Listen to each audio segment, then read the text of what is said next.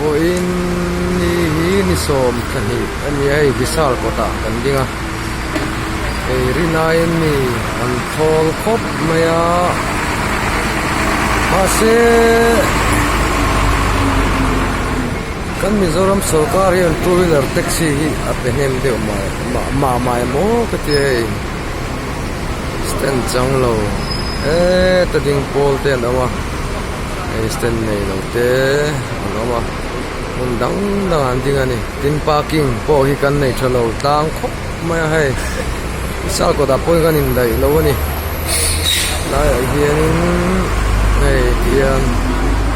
an nu chup me a he trang hian he tian hu pe a hai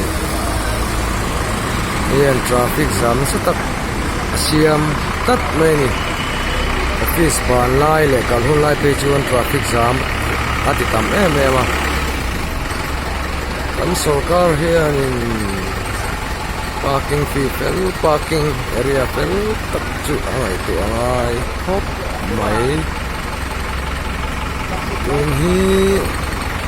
dar ni le minute som ni ania hai tu na po traffic jam plan le meka motor lian so the hun lai ni om tak ania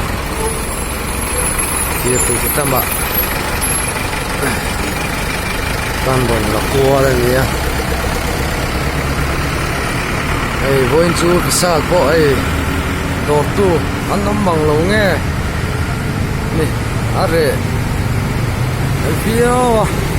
ma se bul vela chuan tu hela park so tam mang reng pio hei ain dai lo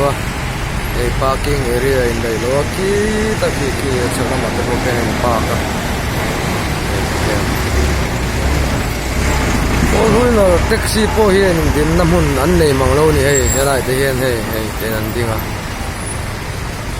cái sarkar hiền parking area fel phai tak min buat sai sak ni pui min buat sai sak ki chu tu la ni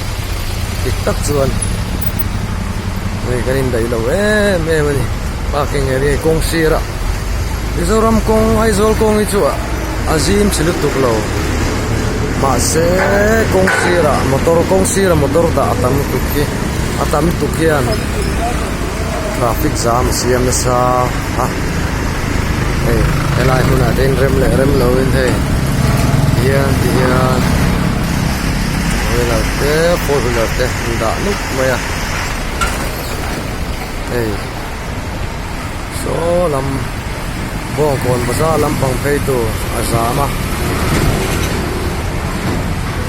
lampang zengbok lampang phei tu chu hei a free view wa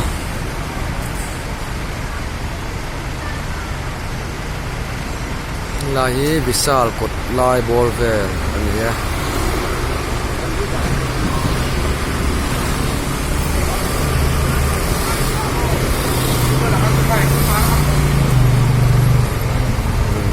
traffic jam po arai ta khop mai ngat mai